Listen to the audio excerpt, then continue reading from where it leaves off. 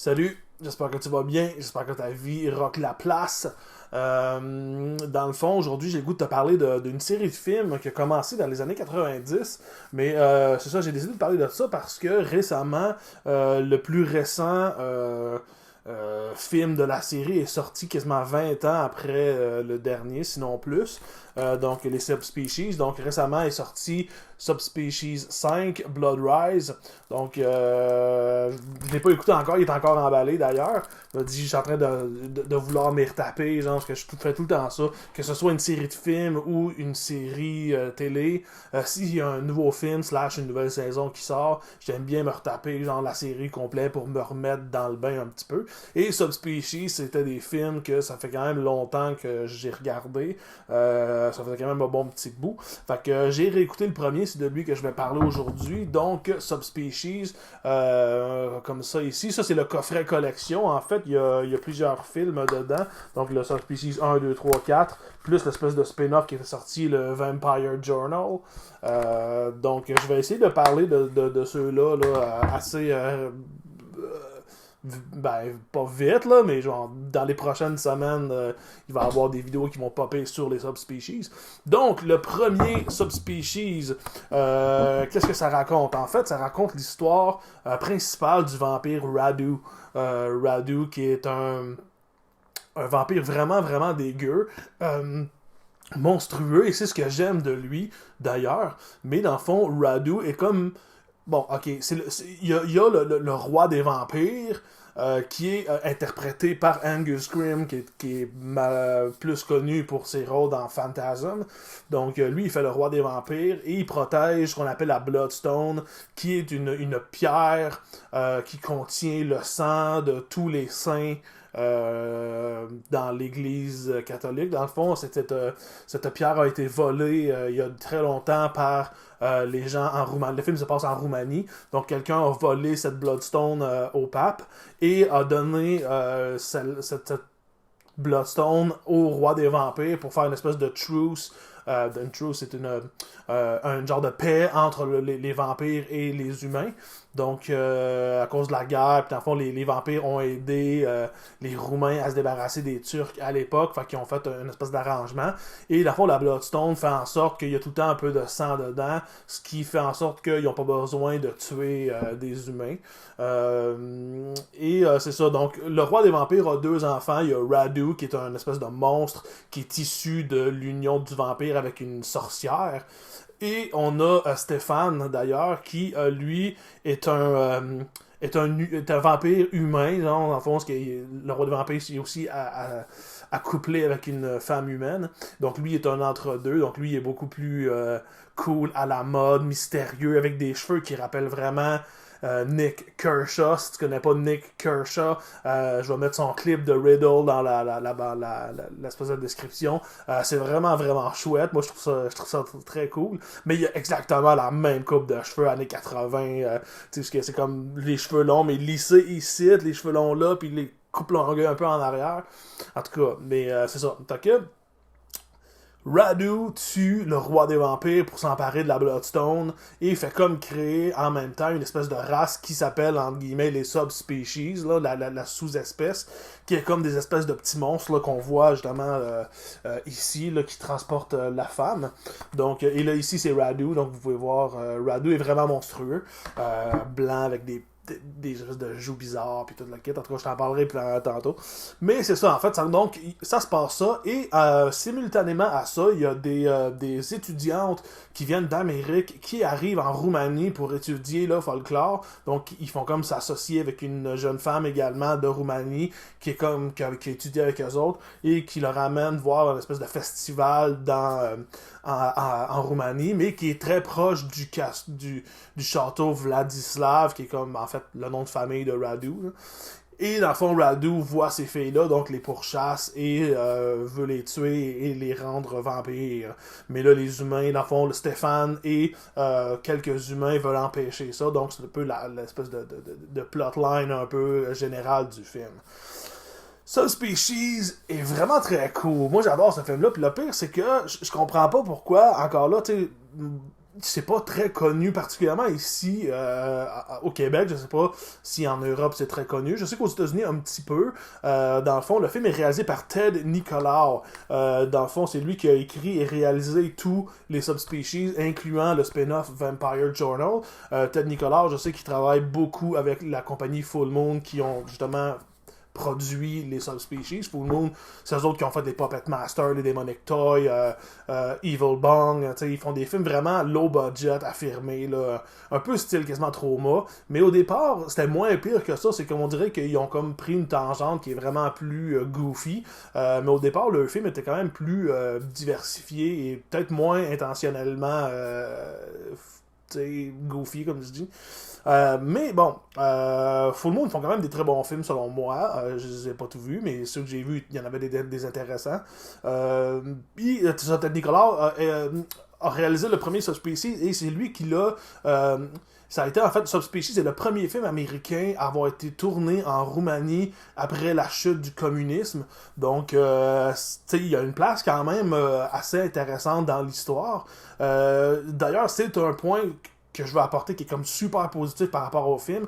Donc, il est tourné en Roumanie, il est tourné dans des vrais châteaux, dans des vraies places, ce qui fait que ça donne vraiment un plus au film. Aujourd'hui, on ferait juste essayer de représenter ça dans des studios, puis tu sais, ça look fake des fois, mais là, c'est comme vraiment le real deal, puis ça, je trouve ça vraiment, vraiment cool. Ça rajoute vraiment de la présence, du style au film. Donc, j'adore vraiment, vraiment les environnements qui ont tourné. Même en plus, si on regarde dans les bonus features, ils montrent quelques endroits qui étaient dans le château qui n'ont pas filmé, puis je me dis, pourquoi vous n'avez pas filmé ça? À un moment donné, il y a une espèce de trou, il y a comme on appelle ça une belle, en tout cas, ding ding ding. Des fois, j'ai des mots en anglais en tête, puis j'oublie le mot en français. Je sais pas pourquoi. Une cloche, mon Dieu, c'est vraiment pas si compliqué que ça, mais ça arrive des fois, ça m'arrivait avant avec le mot trunk, le mot valise. Je disais tout le temps, là, ça doit être dans le trunk. J'avais oublié le mot valise, en tout cas, ça va rapport.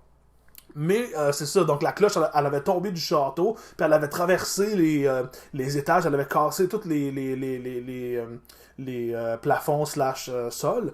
Donc il regardait, puis on voyait le trou, puis on fait « Ah, ça aurait été malade de tourner une scène là, comment? » En tout cas, mais non, c'est ça, les environnements sont vraiment très cool.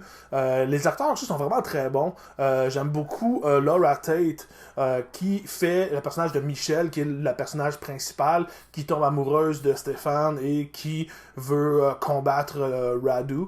Donc, je trouve vraiment qu'elle a... oui, elle a vraiment un charisme naturel, puis elle a vraiment l'acting, là... en tout cas, je peux pas vraiment le décrire, mais c'est juste que c'est on spot, là, c'est vraiment cool. Je trouve vraiment qu'elle a un charisme le fun. Mais c'est sûr que tous les éloges que je peux faire, c'est vraiment à Anders Ove, qui joue le personnage de Radu. Il est vraiment le fun. C'est un des... Ce gars-là, je comprends pas pourquoi Radu est pas genre dans le top. Tu sais, comme quand on parle, à chaque fois qu'on parle d'horreur ou qu'on va sur Internet, à chaque fois qu'on parle d'horreur ou que l'Halloween s'en vient, tout ce qu'on voit, c'est quoi? C'est Leatherface, Jason, Freddy, Chucky, Ghostface. C'est pas mal ceux-là qu'on voit, puis on fait comme, tu sais, il y en a plein d'autres qui peuvent être intéressants, mais Radu, je trouve, c'est un personnage qui devrait être dans le top comme ça. Je trouve vraiment que c'est un personnage en tant que tel, il y a autant de la façon qu'il se place, il y a comme des longs doigts, là, des doigts super longs, puis tu sais, quand il marche, il est comme tout le temps un peu comme ça, avec les mains en arrière, comme il a été créé avec, il a été filmé, mettons, avec un backlight, là, une lumière qui vient de derrière lui, ce qui fait que ça lui donne une espèce de posture, la fun, puis tu sais, il est dégueu, il est tout le temps en train de baver, tu sais, c'est un monstre, là, c'est pas comme un beau vampire, là, gentil, qui est comme, oh non, il est vraiment dégueu, il y a tout le temps, genre, un peu de sang qui tombe de sa bouche pendant qu'il parle, puis il y a une voix, genre, parce que je me suis donné mal à la gorge en faisant ça, mais tu sais, il y a vraiment une voix, genre, cadavérique, là, pis tu sais, il est vraiment cool. Radu, c'est comme le film tient sur ses épaules, malgré que, que les décors sont cool, la musique est vraiment très bonne également. Le film est assez short, il est 1h20, fait que, il s'étire pas pour rien, il raconte ce qu'il a raconté, puis that's it. C'est vachement cool, mais tu sais, le film serait pas pareil si Anders Ove aurait pas fait Radu. Je trouve que ce gars-là, il l'a, c'est vraiment on spot, puis tu sais, il est terrifiant. Je veux dire, j'ai pas peur en regardant le film, mais je veux dire, c'est une menace véritable. C'est pas comme, mettons, on voit des films, des fois, que c'est le vampire, il est comme trop beau, trop gentil. Non, j'ai écouté récemment un film qui s'appelle Supernova, qui est un film techniquement de Walter Hill, mais qui est comme désavoué. Là. Puis, en tout cas, le film, en tant que tel, il est pas si pire. Je trouve qu'il aurait pu être plus dark, c'est vrai. Mais le personnage qui fait le méchant, tu sais, il est pas crédible pour deux scènes. Pas parce que le gars, il est pas bon acteur, parce que je l'ai vu dans d'autres films. Parce qu'il fait pas. Il a pas la face, il a pas de la. Tu sais, il y a une baby face. Puis, tu sais, ça marche dans le scénario, mais il est pas terrifiant, il est pas menaçant. Tu le regardes, puis tu dirais juste un kid qui essaie d'avoir. Un kid qui essaie d'avoir l'air tough. Mais avec Radu, c'est pas le cas. Tu le regardes, puis tu fais comme tout de suite, tu sais, la manière qu'il rentre dans une pièce, puis il est comme, tu sais, tout sale, tout laid, puis c'est comme vraiment nice. Donc le premier Subspecies, il vaut vraiment la peine. Je trouve vraiment que c'est un beau petit diamant dans le rough, là, qui a pas été assez vu, selon moi, qu'on parle pas assez. Ce qu'on peut dire, mettons, que le film a mal vieilli, c'est au fait, par rapport aux subspecies eux-mêmes, les petites créatures, dans beaucoup de scènes, on voit que c'est vraiment mal fait. Donc, tu sais, c'est sûr que c'est un film vraiment petit budget. Donc, moi, personnellement, ça me dérange pas. Tu sais, je veux dire, je regarde plein de films qui sont sur petit budget, puis qui sont un peu fait tout croche, puis tant que l'histoire marche, puis tout ça dérange pas. Mais pour certains, tu sais, ça clash l'œil quand même. On voit, mettons, quand les subspecies sont créés, là, qu'ils se lèvent, on voit que c'est comme un genre de puppets, là, des marionnettes. On voit que c'est un peu ça, mais ils ont comme été faits sur blue screen probablement, parce que bon, à chez Castor, c'est des green screen pour l'ère digitale, mais je pense que c'était plus le blue screen à l'époque où c'était plus de la pellicule qui était utilisée. Puis on voit que c'est comme mal fait un peu. On voit que le background n'est pas là. On voit que les puppets sont un peu mal faites. Mais il y a des fois, il y a des shots justement où que les subspecies ils sont ensemble, ils vont chercher dans la Bloodstone, quoi de même. Ben, des fois ils sont mieux faits, des fois vraiment que c'est vraiment des vraies marionnettes dans un vrai décor, fait que là ça passe quand même très bien. C'est juste quand ils font une espèce de superposition, des fois maintenant on voit le Radu qui est à terre ou quoi même, il s'est fait frapper ou je sais pas quoi, puis on voit les subspecies passer devant lui, puis là on voit que c'est vraiment du blue screen vraiment vraiment dégueulasse, mais comme je dis, bon, moi ça me dérange pas, j'aime ça les trucs petit budget, fait que je pardonne ça, mais à certains moments les subspecies sont quand même très cool.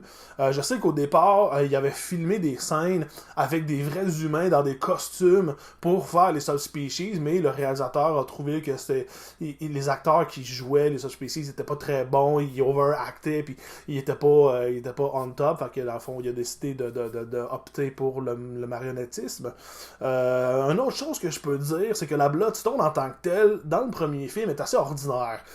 À partir du deuxième, je vais en parler plus dans mon autre vidéo, mais tu sais, la Bloodstone, elle prend vraiment elle a un look différent, puis elle est vraiment plus travaillée, plus cool. Là, on voit vraiment que c'est une espèce de pierre rouge qu'ils ont mis, puis tu sais, une espèce en dessous, c'est comme juste un truc en métal, genre couleur or, mais tu sais, cheap un peu. Fait que tu sais, comme la Bloodstone, elle a pas l'air tant cool, mais elle devient cool un petit peu plus. À partir du deuxième, le design est vraiment, vraiment mieux. Puis c'est tout le temps le même qui reste là. D'ailleurs, il n'y a pas longtemps, Charles Band, qui est à la tête du studio Full Moon, il a sorti officiellement une Bloodstone qu'on peut acheter, dans le fond, l'espèce de réplique du film. Le problème, c'est qu'il en a pas fait beaucoup. Puis c'est la seule fois qu'il dit qu'il en fait. Puis tu sais, elle se vend à 200 quelques piastres US, ce qui fait que ça revient à 300 quelques piastres au Canada. Donc tu sais, c'est très très très cher. Puis tu sais, j'aimerais ça l'avoir. Mais bon, tu sais, je paierais peut-être pas ce prix-là autant pour ça, mais reste que ça existe. Donc peut-être si vous allez sur le site internet de Full Moon, vous allez pouvoir la commander si ça vous intéresse. Donc c'est ça. Donc voilà un peu ce que je pense du premier Subspecies. Je trouve vraiment que c'est un film à découvrir. Et un autre truc que j'ai pas dit, un truc que je trouve le fun aussi, c'est que l'espèce de jeu de lumière qu'ils ont fait de temps en temps, c'est que quand Radu des fois se déplace, tu sais, c'est comme son ombre qui se déplace pour lui. Souvent, tu sais, mettons, comme à un moment donné, il est en train de mordre quelqu'un dans une chambre, là, il y a d'autres mondes qui arrivent, là, on voit que lui, il regarde, puis quand on le voit s'en aller, c'est juste, mettons, le sol avec, mettons, la lumière de la porte, on peut dire, puis on voit juste son ombre Puis ça, je trouve ça nice, je trouve ça vraiment cool, je trouve que c'est une bonne façon d'illustrer genre le pouvoir du vampire aussi. Oui, on le voit qu'il je veux dire, il marche, il fait des trucs normaux de vampire, mais justement, ces petits bouts-là dans le film, où c'est son ombre qui fait comme, ça rappelle un peu les vieux Dracula, exemple. D'ailleurs, Radu a été nommé Radu parce que le frère de Vlad l'Empaleur, qui a été pris comme personnage de Dracula, son frère s'appelait Radu the Handsome, quelque chose comme ça, fait que c'est pour ça qu'il a été appelé Radu. Mais bon, tout ça pour dire que les jeux de lumière sont quand même cool aussi des fois. Fait que non, c'est sympathique, c'est un bon petit film sympathique. Comme je dis, 1h20, ça passe vite. Puis je vous le recommande vraiment. Fait que sur ces belles paroles, je te dis rock and roll.